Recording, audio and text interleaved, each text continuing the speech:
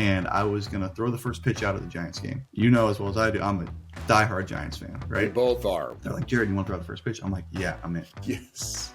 Night before, I get a call from my agent. He's like, and the Rams had just traded to one like a few days earlier.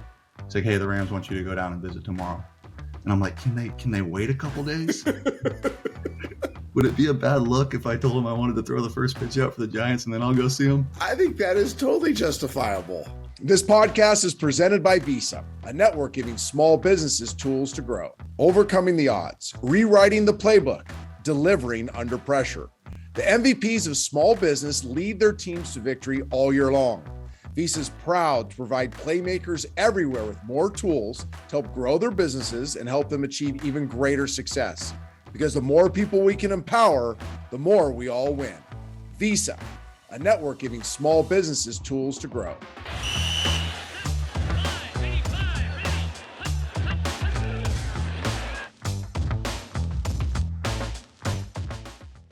Welcome back to Beyond the X's and O's. Today we sit down with one of my favorite kids I've ever had a chance to coach through the Elite 11, Jared Goff. He's been a friend ever since we coached him, followed his career closely, and he really gets into the ups and downs of his career in this conversation. But we start about talking about being the son of a big leaguer. His dad was a big league catcher, being a three-sport athlete in Marin County in Northern California, and the lessons learned from playing all three sports. He tells this great story. There was this period of I think it was his junior year, where in the summer for like 3 to 4 weeks, he had all three sports every day. Wake up and do football, then he'd go home and eat breakfast, then he would go have baseball in the afternoon, either a game or practice, and then every night have open gyms and basketball or basketball games. And just how much he loved competing and loved playing all three sports and what it really taught him moving forward. It's really fun. He's going to be inducted into his high school Hall of Fame, yet he's going to be the only person inducted that never started opening day in his entire high school career. And he gets into the reasons behind that. It's kind of funny. Talk about his pre-draft process and how hard it was. I mean, here's a guy that played 3 years, started for 3 years at Cal, took him from 1-11, and finishing 8-5. He gets about 4 days off and he starts the pre-draft process. He trains with Carson Wentz. There's these trades in the draft order, Rams, Eagles. They know they're going to go 1-2. The whirlwind about going number one, then getting in the Rams, not having a ton of success early on. And then we really settle in. He tells some great Super Bowl stories, not just of the game, but leading into the game, when he watched the game afterwards, being disappointed with some things, using those as learning lessons. So really a rich conversation with Jared Goff. And then my favorite part of this conversation comes at the very, very, very end. So stick through this whole show. The very end, he says something so profound about what he's learning right now as he goes through the hardest stint of his career, being 0-8 with the Detroit Lions, and what he's learned that is really a life lesson. So sit back and enjoy our conversation with Jared Goff. We're so excited for this guest. We focused a lot on Beyond the X's and O's with kind of the older guys. You've heard from Gold Jacket Hall of Famers. You've heard from guys with long, illustrious NFL careers. We want to start giving you a flavor of the guys playing the game at the top, the biggest level right now.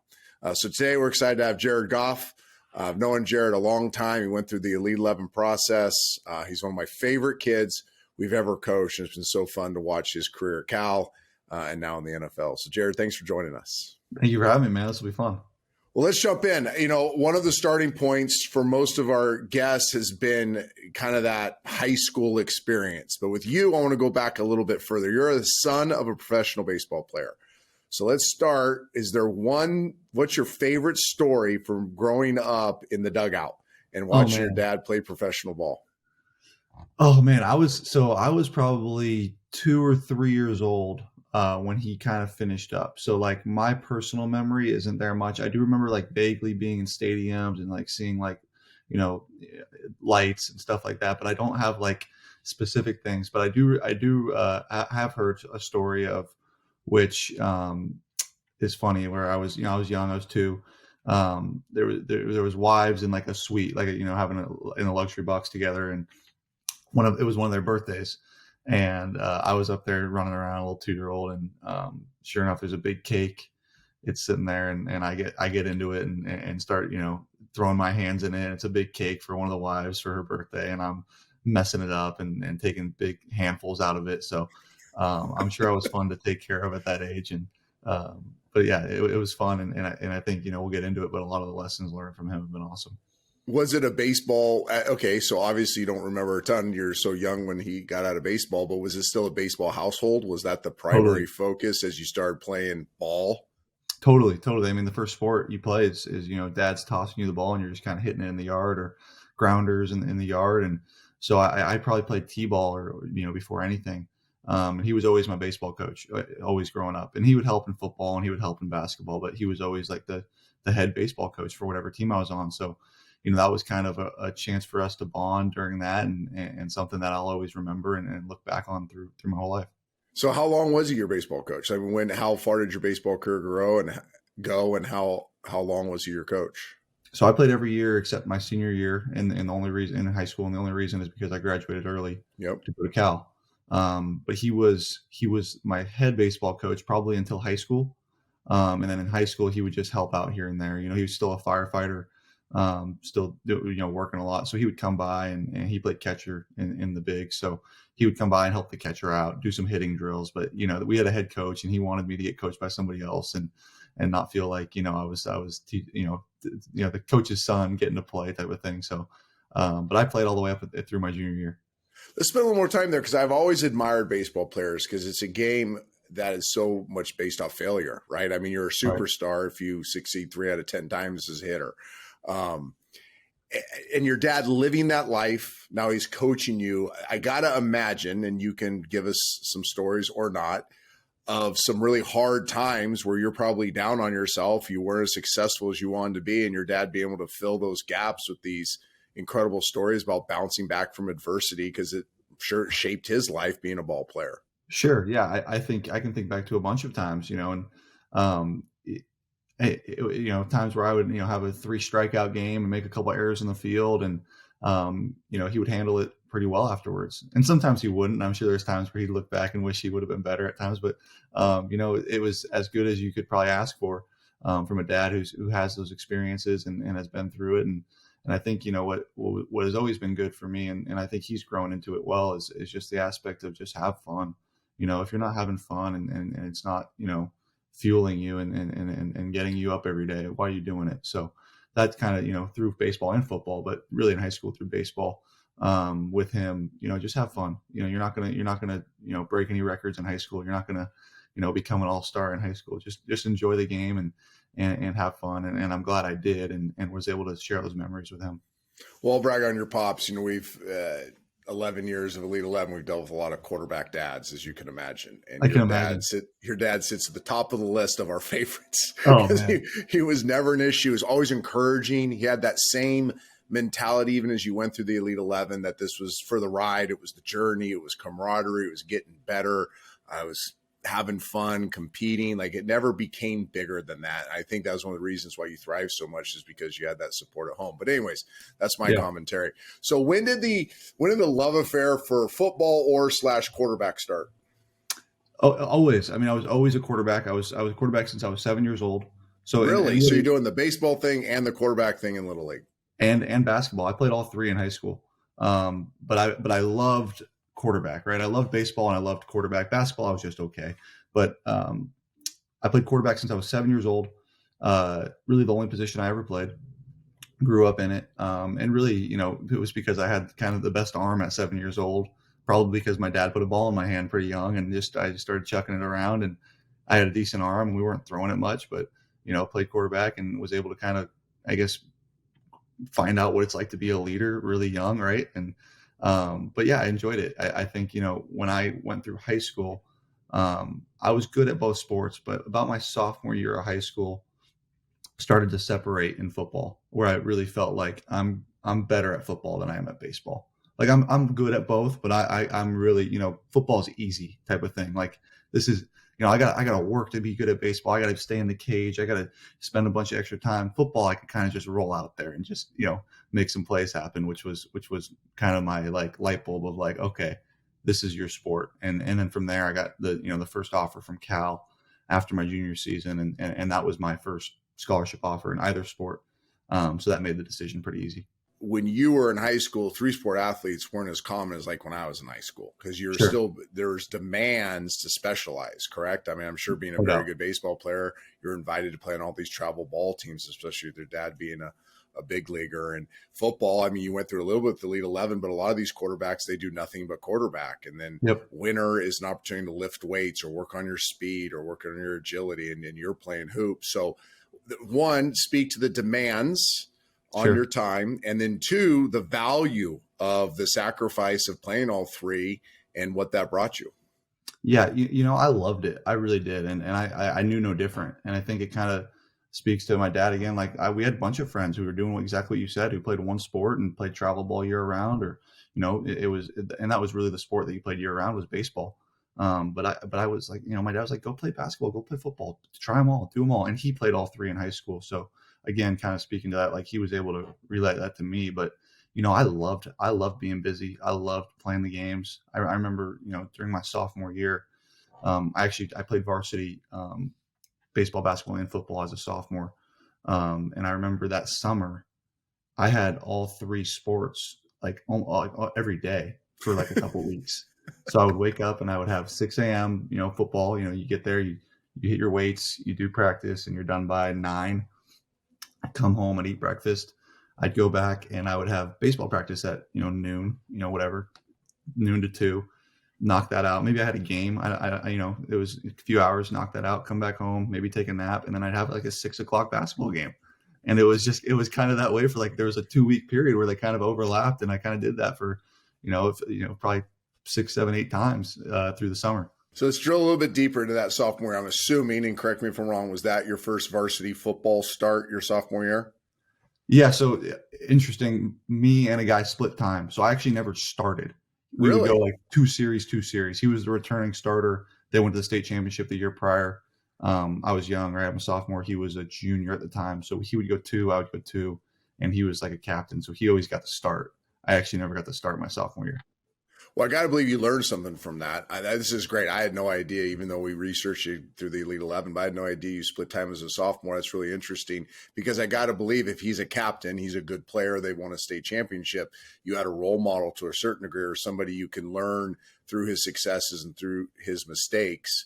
Sure. Was that a super valuable experience for you? Because I'm really wanting to answer this question, because I do believe a lot of our audience are high school quarterbacks or high school quarterback dads, or people in youth sports, and they're dealing maybe with a similar issue, and kind of speak to what you learned through that experience your sophomore year.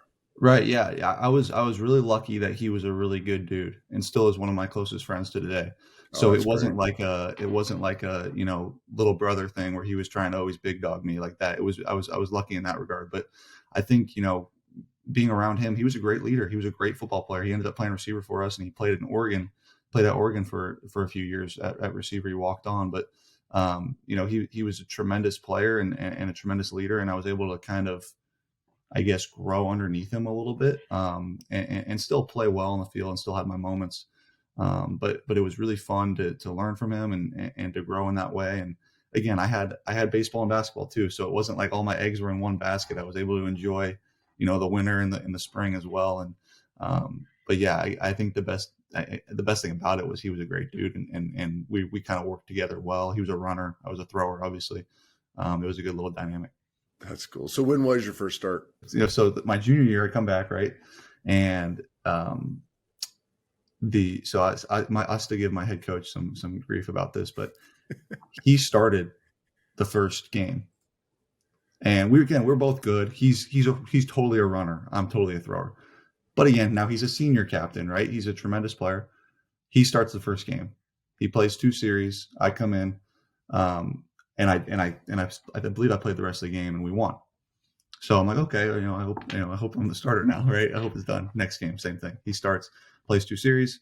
I come in after that. I believe we won the game again. And I believe in either that game or the third game, he actually hurt his shoulder. He's a lefty. He hurt his throwing shoulder.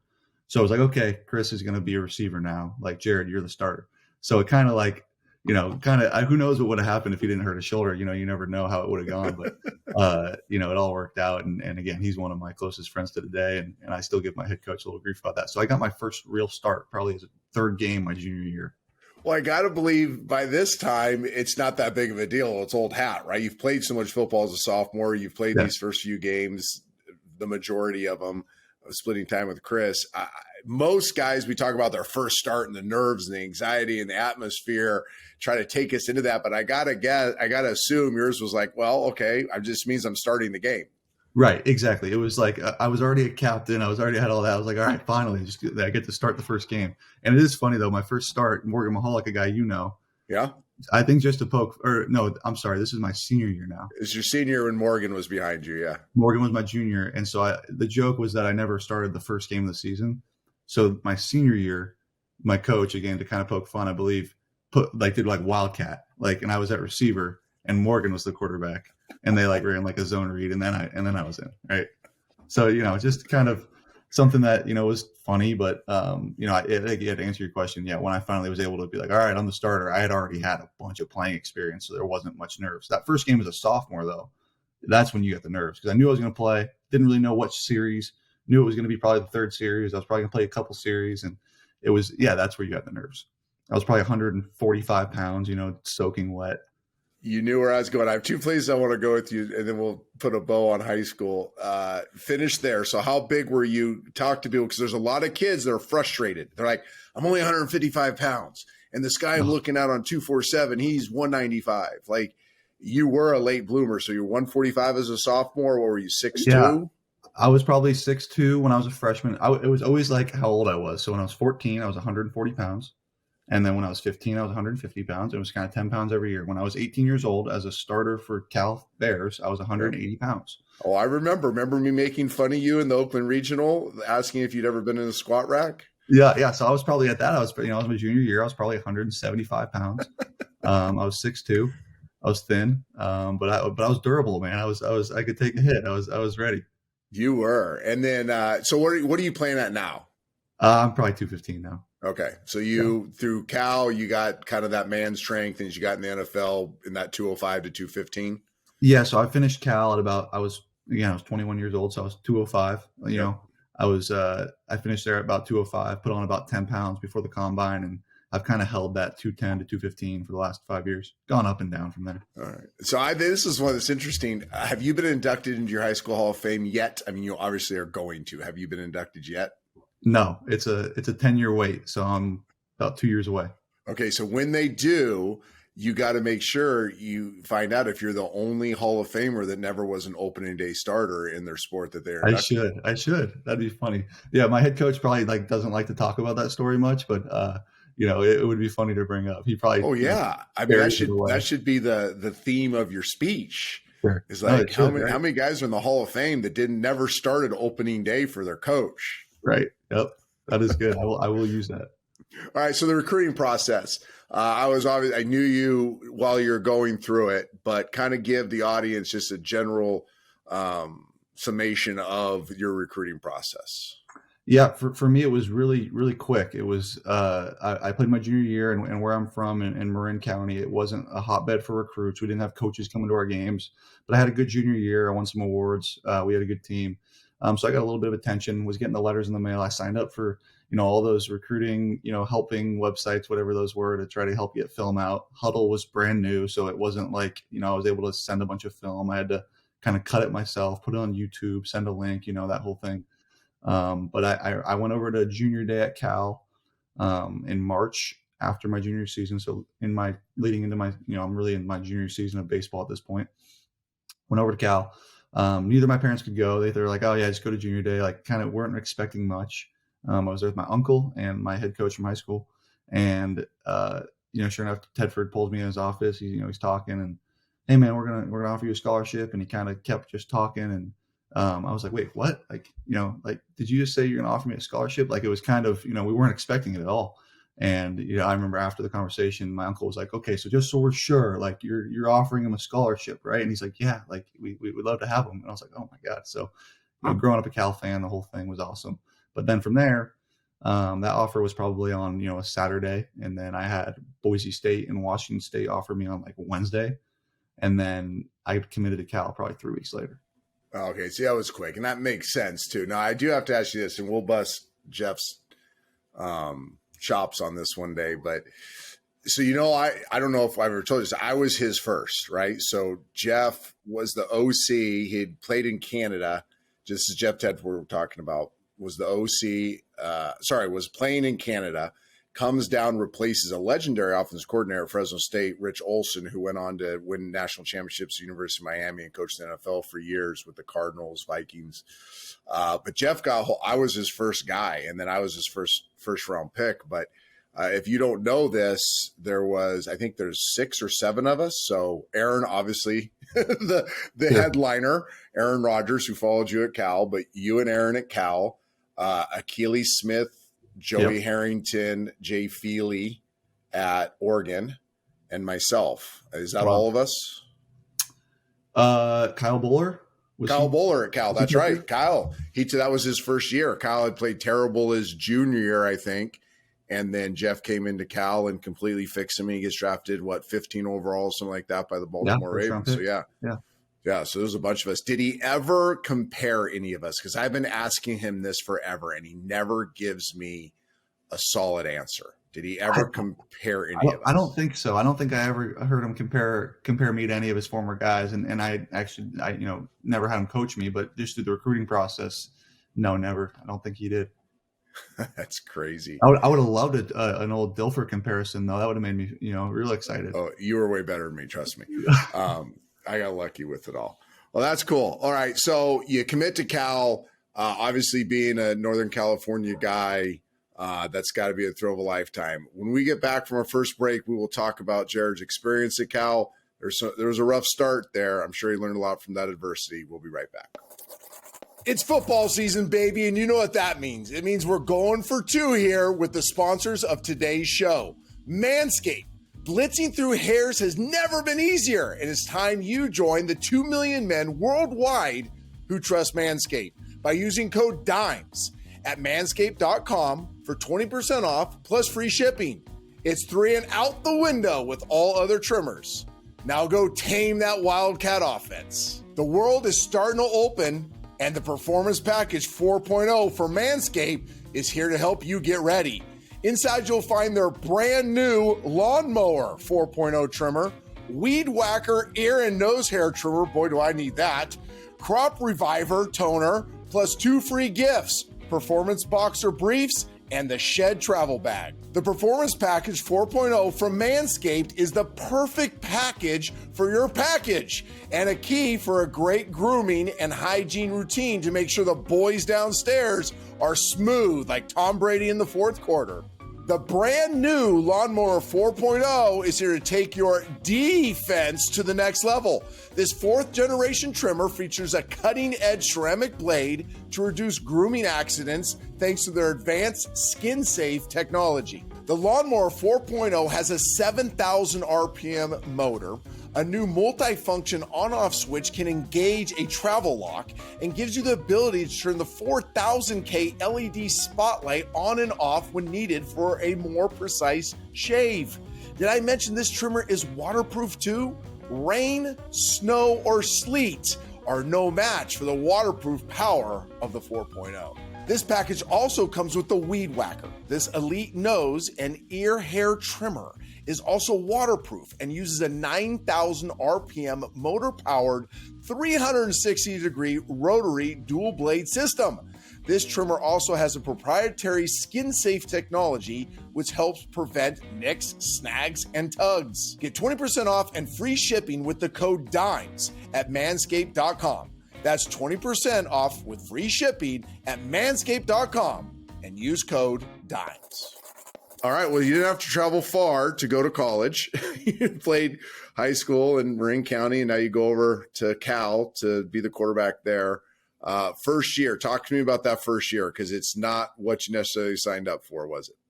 No, yeah, it was tough. You come in, Coach Dykes was recently hired, Tony Franklin, the coordinator, brand new staff, brand new everybody. But it was a chance for me. It was an opportunity for me to, go play. And I was lucky that those guys gave me that opportunity, right? They could have, said, oh, we're going to just go with the oldest guy and whatever. But they're like, no, open competition, come and compete. I did that and ultimately won the job. But yeah, 1-11. We started off the first game of the season. We had Northwestern at home.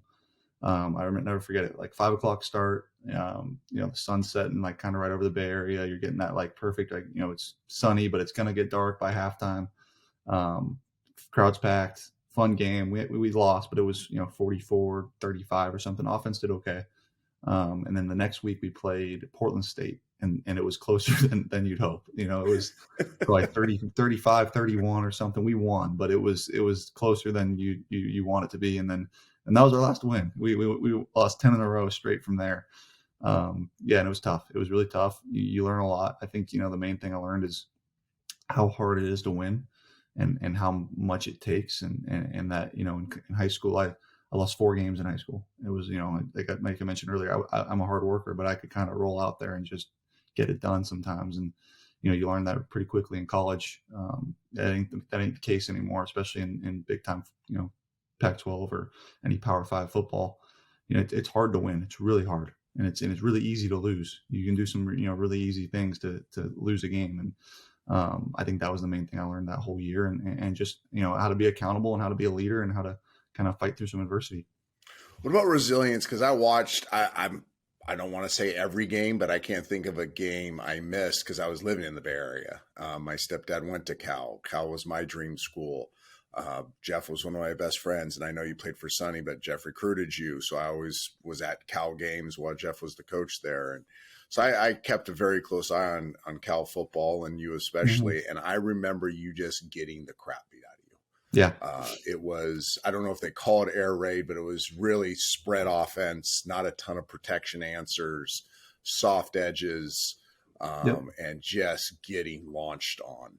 How much did that affect you at all? Did you ever get skittish because of that, or was that never an issue? Like really, I think I was like naive to it. I really think I was like, I didn't realize. I thought I was like, oh, this is just college football. I'm just, going to get hit a lot, and we might lose a bunch of games. I didn't really realize that, that there were some answers for me and some different things to do. Now, our coordinator, Tony Franklin, who to this day is probably my all-time favorite guy I've had. Like, and just as a dude, as a coach, the way he coached me, how hard he coached everybody. He was so awesome with me and so much fun, but our offense was predicated in a lot of RPO stuff. It was a lot of, stretch right, out left, and that would leave the end unblocked. And if I pulled it and the guy's covered, I'm going to get hit. So, it was a lot of like learning when to take my shots and when not to. And as I got older and, got through my sophomore and junior year, I took a lot less hits because I learned the offense a little bit more and was able to kind of control where the pressure is going to come from. What was your approach after the 111? I mean, you said you kind of glossed over it, but you learned a lot of lessons. You went through adversity, but now you got to reboot, right? Like, okay, here's my first year. I win the job as a freshman. I just get the snot beat out of me. We only win one game against Portland State. What was that off season like? How did you approach it? What was the messaging? Because there's somebody right now watching that just is 0-9, or they just missed the playoffs and like, I got to do this again. Like, where's the light at the end of the tunnel? There may not seem like there is a light. That's the hard part, is that you don't know, but because of who you are and the way you're built, you don't know any different other than just put your head down and work. And I think that off season was hard. Was a lot of hard work. Was a lot of obviously personally, but our team put in a lot of work, man. We really bonded together through it. We really came together and really put that hard work in. But you're not promised anything, right? You're not promised to win games, even if you work hard. I think that's one of my favorite things is if you work hard, you're not promised anything. But if you don't work hard, you are promised something, and that's that you probably won't be very good. So there is that sacrifice you have to put in, and there is that hard work and time. I think ultimately it is time and it is sacrifice. It is understanding that you're not going to be able to do the same things that other 18-year-olds do or other 19-year-olds do. Going out with their friends, going to festivals, going to concerts. You don't get to if you want to be good and you want to be great and you want your team to be good. In our position, it's too hard. I love that, and I wasn't even going to go that direction, but we're going to stay there for a second because, and you said some of the things you sacrifice. Go a little deeper into that, because I think there's a lot of high school kids. I have them on my team, right? I have a very highly recruited team, and I think they're perception of what college football is, oh, I get to go do all the cool stuff that college kids do, and I get a full ride, and I get to play on Saturdays on TV and all this stuff. And Yeah. I'm trying to tell them, hey guys, it's a job. I mean, Yeah. and it's going to be worth it, but you're going to miss out a lot. So what are some other just normal things you miss out on as what a normal college student gets to experience? And then is it worth it? Yeah. Well, first part, like you're going to miss birthdays. You're going to miss Thanksgiving. You're going to miss Christmas. Probably you're going to miss, in the summer, you're going to miss your friends going on summer vacation because you're working out, you're doing summer school. You're going to be taking, 6 units in the summer, and it's going to be, 2 months of the most boring class with 10 people in there, and you're tired from your workout in the morning, and you don't want to be there. And you're looking at your Instagram, and your friends are, in Lake Tahoe, or they're in, at the beach somewhere, and you're sitting in class. That's the reality of it. But the people that don't do that get weeded out really quickly. Because and now today, you see where everyone is, right? You see somebody that's in Lake Tahoe having fun with their friends, and you're in class. You're like, okay, like I got an edge on him. Like, all right, like, so you're able to see that. Now, those people get weeded out very fast. But yeah, is it worth it? Absolutely. If you love it, and you want to do it, and it's part of your dream and your life, yeah, it's worth it. And I think more than anything, it's let alone football, let alone college football, it's your current job that you're trying to be good at, whatever that may be your best at whatever you're trying to do. And if that's college football at the time, put everything aside and be the best you can be. And if you don't, you know better than anybody. If you don't, you'll be found out really quickly. What's the best part of college football? Ooh, it's the locker room. It's the locker room. I mean, just the pageantry, the locker room, the camaraderie. It's the time of the stage of life you're in. Is it all of that? I think it's the locker room, and like the camaraderie there, is just different. You live with a lot of the guys, right? You're roommates with a lot of them. You see them every single day. You're partying with them. You're having a beer with them. You're mostly eating almost every meal with them. It truly is a family, and it's a lot more guys in the NFL, but it's, that locker room daily, being in there, cracking jokes, running around the locker room, playing gambling games on the ground, whatever it may be, that's the stuff that you never forget. And then, on game days, it's special, it's, you're playing for, whoever is on your team and whoever's at the school currently, but you're also playing for hundreds of thousands of people who have been to the school before, who still watch you on Saturday and still have pride in their school. I love that answer. And I always thought of it as, in my 14 years in the NFL, I had a lot of relationships, and many of those people I'm still really close to. Your college teammates are your brothers. Is that a fair way of saying it? And I remember it hit me. I was in Tampa, and we had all these Florida State, Miami, and University of Florida players. Like our organization really went hard drafting those 3 schools. And they enjoyed being a professional football player. Many of them are in the Hall of Fame right now. Warren Sapp, and I can go on and on and on. Derek Brooks. But you look at their weddings. You look at things as now we're all old farts. Their best men were their college teammates. The things they had the most pride in were their college experiences. Their best stories are their college stories. Yeah, they made a lot of money. Yeah, they had great experiences. The NFL is awesome. I'm not poo-pooing the NFL at all. But there's just something pure, right? Is that a good word? Just pure about your college football experience. I think you spend so much more time with them, right? You're around them more. Everyone in the NFL has families, they have kids, they have wives, they have, whatever to go home to. When you're in college, I mean, a lot of times we would just stay in the locker room after practice and just hang out. Like where are we going to go? Back home and go hang out more at home? Like, just sit around, eat some food, hang out in the locker room. It becomes a home away from home if it's done right. And I think that's where those memories are built. And I'm sure everyone has those nights that you go out with your friends from college that, you got funny stories that'll last forever. All right. Before I ask the question, I'll tell a story. We had Alex Smith on the show, and he thought he was being punked when he got the information back that said he could possibly be a first-round pick. I thought that was incredible. When did you first know that the NFL was not just a dream, it was reality, and in fact, you were going to have a chance to be one of the top picks of the draft? Yeah, I think you always dream about it, right? You always think you can do it, but you never really know, and have no idea what you don't know what you don't know, right? But I remember after my sophomore year, we had a good year on offense. Granted, we were 5-7, but we had a good year on offense. And some of those mock drafts start coming out for the next year, and you sure enough, you see yourself on there. Mel Kiper's saying my name, and I'm like, really? Like, all right, I've only played 2 years in college. I'm 19 years old. I played 2 years of college football. We've only won 6 games in 2 years. I'm like, all right, like, I mean, if you say so, Mel, like, what, I'll be a first rounder if you say so. But anyway, so we go through the year, and through the off season leading up to my junior year, and the hype's building, and it's myself, it's Christian, it's Paxton Lynch, a handful of guys. Carson Wentz ends up coming up later in the year, but a handful of guys that were like, all right, these guys are going to be the guys this year. And so my teammates are, hey man, like, you're going to leave. Like, you're not staying for your senior year. And I was dead set on staying for my senior year. Like, I was like, no, I'm not ready to go to the NFL. I've played 2 years of college football. I'm not even close to ready. And then as the offseason went on, you start getting better, and you start, game starts to slow down quite a bit. And as I stepped into my junior year, I felt really good and played well through about 5 or 6 games. We were 5-0, I believe, at one point. And we were playing well. And again, that only builds the hype and everything, right? So I remember after one game, I believe it was USC. I don't remember I think we lost. Well, I know we lost because, I know we lost. And I was sitting on my couch in my house in Berkeley.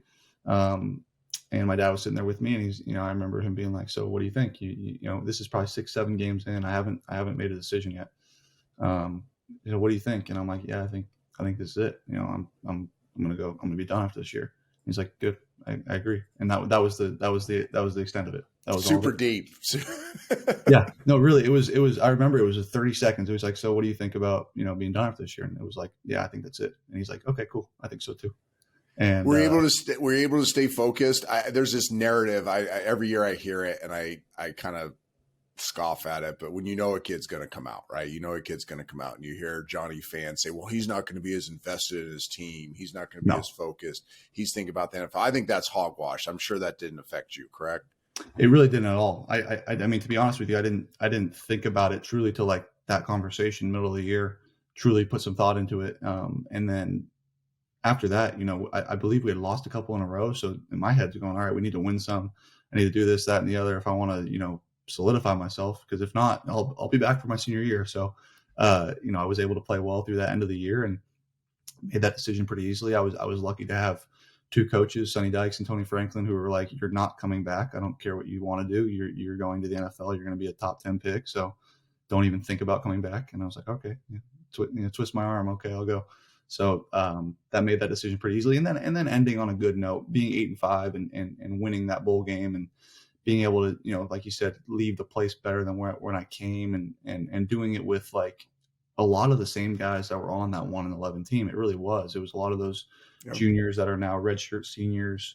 A lot of those guys, I was a junior at the time, but a lot of those same guys on that 1-11 team that we all kind of went through it together, and came out the other side with a bowl game victory and being 8-5. It was a special way to end it. Take me now where you're going to go to the draft. You finish strong, like you're saying. I do give Coach Franklin and Coach Dykes a lot of credit for your success. A lot of guys. You only played 3 years of college football. You were young when you went to the NFL. Joey and I have talked about this for years. It's not the age of the quarterback; it's how many times you were able to be the quarterback, and that's more than just starts, right? It's how many times you had to control the locker room, how many times you had to bounce back after a loss, but also it's attempts, right? You had over 1,500 attempts in your 3 years, so you were the quarterback a lot, both on the field and off the field. I remember, because I was doing the TV thing at the time, talking about you in pre-drafts, being very confident that you had been hardened enough, that you'd had enough experience. I thought there'd be a little bit of a learning curve going from the type of offense you played in college to an NFL style, but the NFL was also changing at the time. They were starting to be more open to newer concepts and spread concepts. So now you enter the draft. Give the fan a little bit of a glimpse from that time that the season ends. Mm-hmm. You don't have to talk about the hiring and agent process, but you got to now get ready for this combine madness and this pre-draft madness. Give a fan a little bit of a look into what that is like for a quarterback that's now being projected as being the first overall pick. Sure. Yeah, it's hard. First, you don't have much time off. I remember our bowl game was, I believe, December 28th, and I started training on January 2, right? Like 5 days, you go, and you don't have much time off. That rookie year for a quarterback is the longest year of your life. You get, all the emotion of your last year of college right into the emotion of your rookie year, and it's a lot. But I trained with Ryan Flaherty, and Ryan Lindley was my quarterback trainer. And we dove in right away. January 2nd, my goal was, okay, I need to put on 10 pounds, and then I need to learn protections, and I need to learn a lot about, NFL offense. And you really only have, I guess, when's the combine? Late February. You have, really 6 weeks to do it, 7 weeks to do it. And it's all in every day. It's Monday through Friday, maybe Saturday and Sunday. You do leave in a little bit of extra work, but it is all in every day from when you wake up to when you go to bed, getting ready for that combine. And I'll get into like the visits and all that stuff if you want me to. Like, yeah, absolutely. And let me give a shout out to both Ryan Flaherty and Ryan Lindley, because I remember I came down and visited you. I think it was the second week of February. I think it was the week right before you were leaving. And I just wanted a glimpse, because I was going to have to talk about it on TV. And I just wanted a glimpse of what you had gone through. And I give them so much credit. I remember sitting at that, I don't know, it was some office building. We went into a conference room, and there was just playbook after playbook after playbook. And he had started building your own playbook, and you were learning protection schemes and run calls and NFL pass concepts and situational football. And not only that, but then you're going out with Ryan Flaherty, and you're beating your body down and making it bigger, stronger, faster, more flexible. You tweak your mechanics a little bit. You never needed massive retooling, but you're tweaking your mechanics a little bit. So when he says it's all day, every day, ladies and gentlemen, it is all day, every day. You don't get a chance to celebrate the success of the year you just finished. And really, correct me if I'm wrong here, but you don't really get the chance to be excited about what's about to happen, because you're so in the moment of trying to get better every day. Correct? Absolutely right. It's so fast. It's so, water, fire hose in your mouth type of thing. Like, it's so much information. And I don't know, Carson Wentz played in the FCS national championship that year. So he was training with me. I don't know how the kids that play in the national championship now have enough time. Like, what do they have? 4 weeks? I don't know how they do it. If they have, I had some massive stuff I had to get ready for. I had to put on 10 pounds. I had to learn a lot of stuff. I couldn't have done it in that short of time. So, now I don't know what they'll do with the combine moving forward after COVID, but, you'd like to think those guys could have a little bit more time to get ready and be able to showcase themselves a little bit more. I agree with you. Okay, give me your best, funniest, whatever, your best story as it relates to your visits or the combine or just your introduction to NFL craziness. Oh, that's a good one. I'll put some context on it. Like, when you're a quarterback prospect like that, after the combine, you take these visits and you fly. I went to Philly. I went to New Orleans. I went to Dallas. I went to the Jets. I went to LA. I went to San Francisco. So you're kind of, and it's kind of at their discretion. They're like, hey, come in tomorrow. And you just are like, all right, I'm up in the Bay Area staying with my family, but, all right, off to SFO and off to New York. So it's kind of at their discretion whenever they want to do it after the combine. And with that, you have your pro day, which is sometime in that mix, which is usually a few weeks after the combine. And then you also are going to have workouts for teams, which is usually at your college. So all that's kind of going on. I was going to go. There was a time. It was either it was in April, or it was late March. Actually, it was late March, and I was going to throw the first pitch out of the Giants game. And as well as I do, I'm a diehard Giants fan. Right? We both are. We ride and die with our San Francisco Giants. They were having Cal Day. It was Cal Day was the next day. It was Stanford night, and then it was Cal night. They're like, Jared, you want to throw out the first pitch? I'm like, yeah, I'm in. Yes.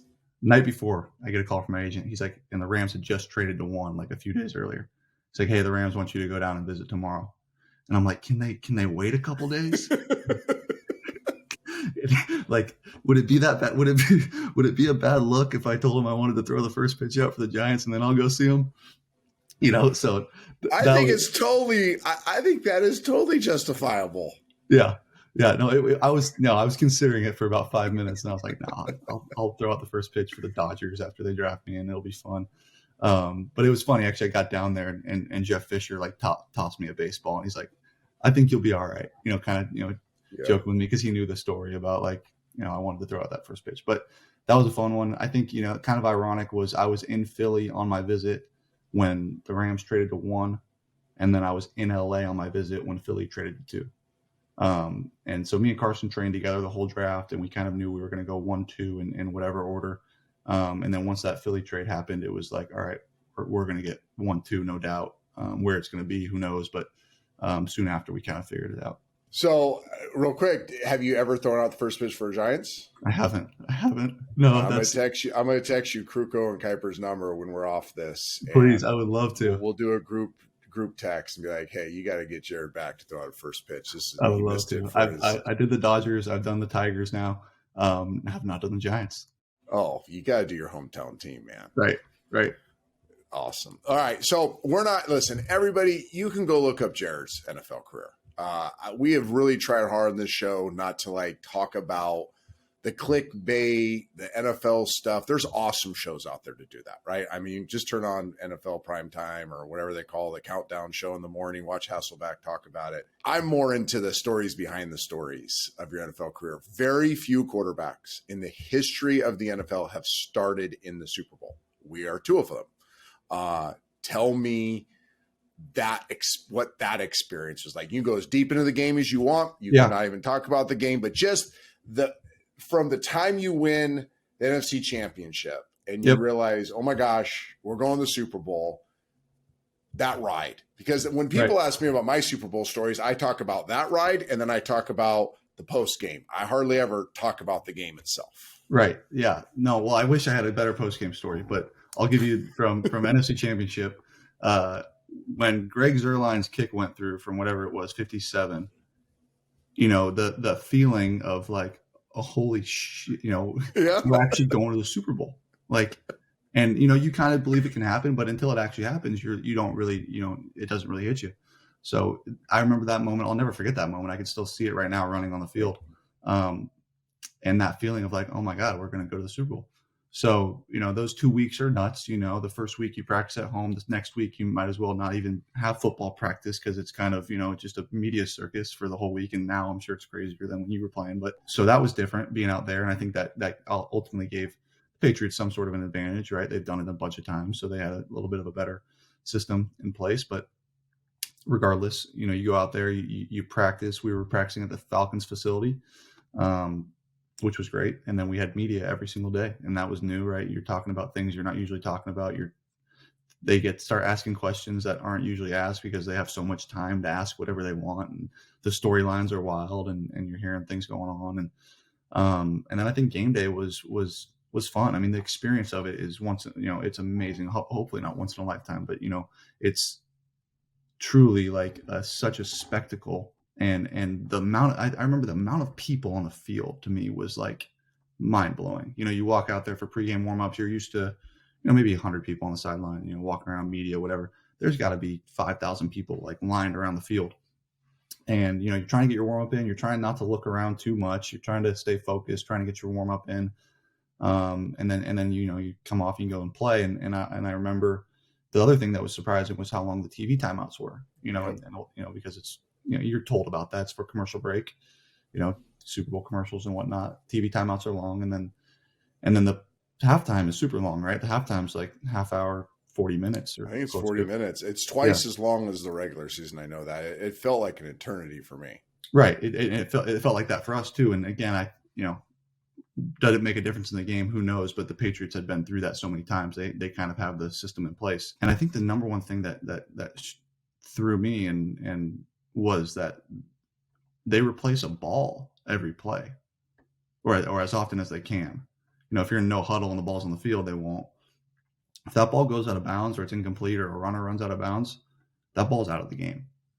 And unless you have 100 balls that are scrubbed in, ready to go, there's going to be some balls that aren't up to your standard. And again, I would imagine Tom has the program dialed. He got 100 balls up to a standard, and we did the best we could. But there was times where you have some footballs that, as the game goes on, those footballs break in. There's sweat, there's dirt, there's those oils that are getting into this football, you're getting some, some new football sometimes. And I thought, in the biggest game of your life, in the biggest game of the season, they're willing to sacrifice, something that is so standard to every other game for, whatever merchandise or balls to go donate, whatever.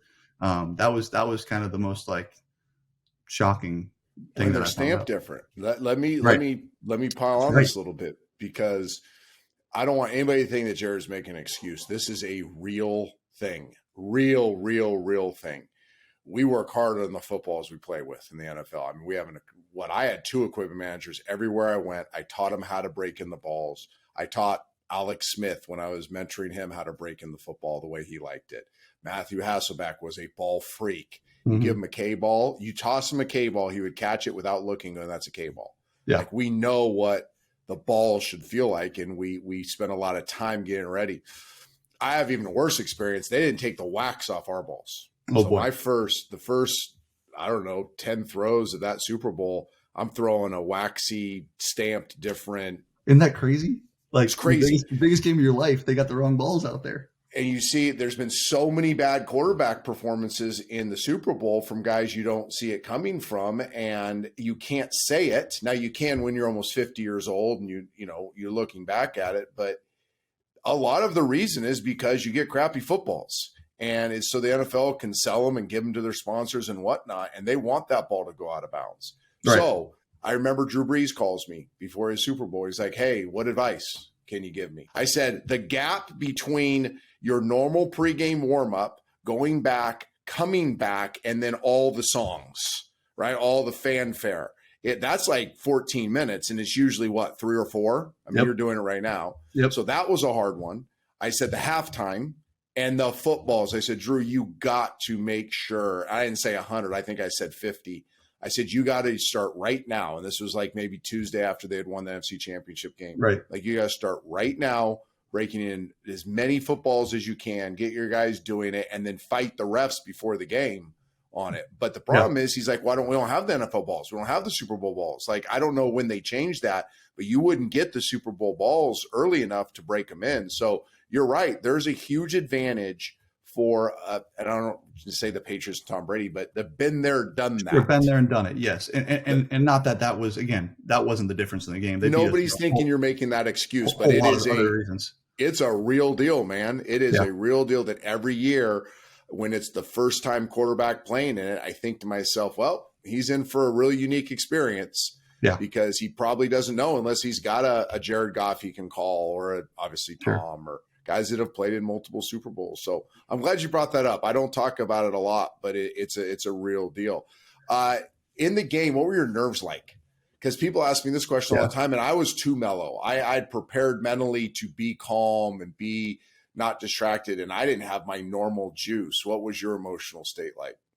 I felt normal. I really did. It was the pregame and the national anthem and the at the Atlanta Dome. They had the dome open and the planes flew right over the open dome. Like, that stuff is so cool and gets you so hyped. But once the game started, I really felt good and felt normal. Maybe that first snap, you got a little, you're feeling a little buzzy, right? Your whole body's kind of shaking. Your whole body, you feel that electricity. But after that, you feel pretty good and you feel ready to go. And really throughout that whole game, I felt fine. I felt like my normal self. Ultimately, obviously, we didn't do much offensively, and they had a good plan for us. But I think, there was a plenty of plays that were made that game by us offensively that you feel good about. But, there was not enough, obviously, but it was emotionally fine. It was emotionally no different for me. Do you think back on it? Again, I don't want to take you somewhere you don't want to go, but can you picture the bad plays, the plays you wish you had back? Of course. How many times have you watched it? This is interesting. So I never watched mine. Really? You still haven't? So I've never seen the TV copy. I've seen packages when I went back for the reunions, as we've had parties over the years. There'll be like little 3-minute vignettes. NFL Films has vignettes of it. I've never watched the full TV copy. I did watch, I want to say a few years later, off Exos. I pulled it up when I was in Seattle one night. I pulled it up late in the office and watched the actual game copy.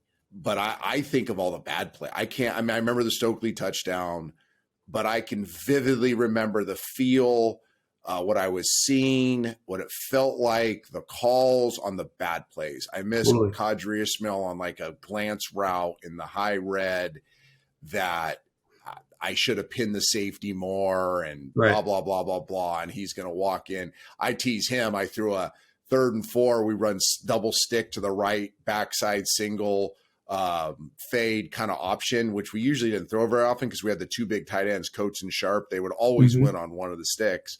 So I really spent most of the year throwing the stick, converting the chains, moving on. But I got press man vertical on Thomas, a corner we thought we had a matchup on. I drop a dime, hit him in full stride. He gets caught up by the shoelace and falls for like 30. He should have gone 70. So there's little things like that, but it still eats at me a little bit. Like, honestly, the not playing my best in the biggest game to this day bothers me a little bit. Do you have any of that? Right. I think it's probably, maybe a little bit easier for you to do that when you win.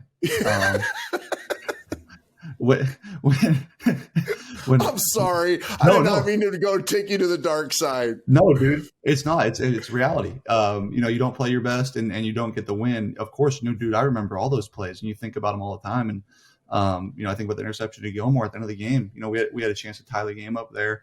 They bring cover 0. That was our adjustment. I wish I would have thrown it away though.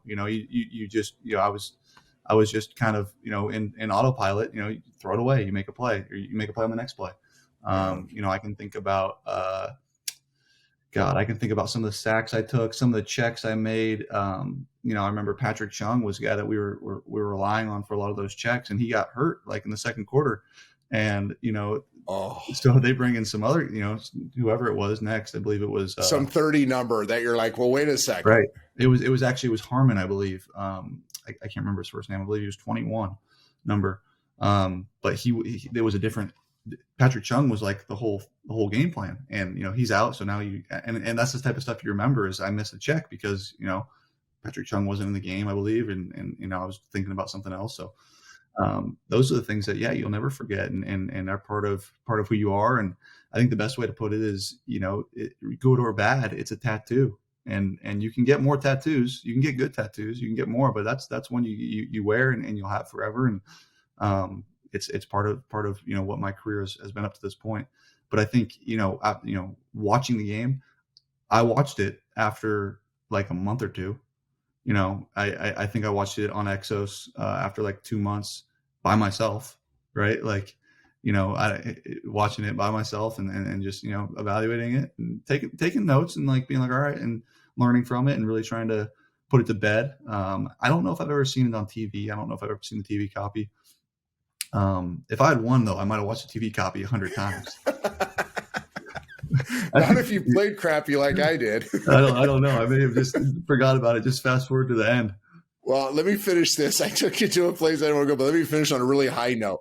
There are tens of thousands of quarterbacks, hundreds of thousands if you go to high school. But there are so many people that grow up playing this position, dreaming of playing in that game. And you are one of the very few. It's 0.00017 or something. So anybody that's going to knock you for that is just ignorant. It is so hard to get to that game. I talked to Jim Kelly on this pod, and he talked about he's actually can look back now and be super proud that he got to 4. Yeah, he's disappointed never won one.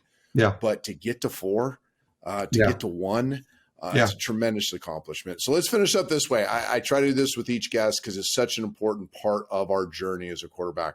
Just talk to me about your family. And we talked about your dad and his influence, but just take as much time as you want to finish up. Just you can use this as a thanking them opportunity. You can use it as an opportunity to speak to other quarterback families, give them advice. And if you want to weave in the foundational stuff to this too and what your passions are outside of football, tee up, go. Sure. Yeah, I think actually I was thinking about this last week.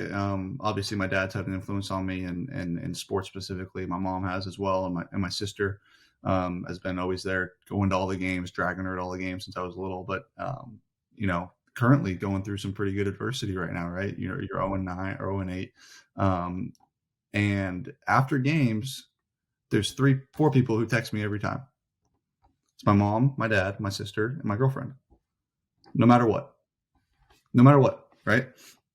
And some of these games are tough. Last week was a tough one. We got our butts kicked. Haven't been a part of many of those, and I'm sure you've had a couple in your career, but they're not fun, right? And I think what you learn is that when it's all said and done, when I'm your age and even older, there's only those 4 people that are really there. Really, you have your close group of friends, and you have your extended family who are part of your journey as well. But after every game, I get 4 texts, no matter what, and I can count on those people. And I think that's kind of speaks to I've got a good support system, and I'm lucky to have that. But when I'm 60 years old, and I'm 50 years old, those will be still the 4 people. When you're dead and gone, at your funeral, I know it's morbid, but like there's only going to be those core people that really cared for you and that really were there for you. And I think that's kind of what a lot of the adversity in my career and a lot of the adversity that I've gone through in the last 12 months has taught me is that you think people are there for you, but you really only have your family at the end of the day. And I think it's been a great lesson. It's been awesome, and something that I'm happy to have experienced. Oh, that was so good. My brain's going.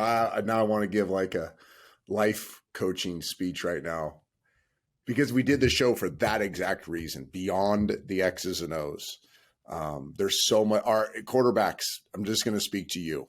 Hopefully, there's thousands of you watching because you want to hear from Jared Goff and other great quarterbacks. This is not your identity. It's what you do. Do it as well as you can.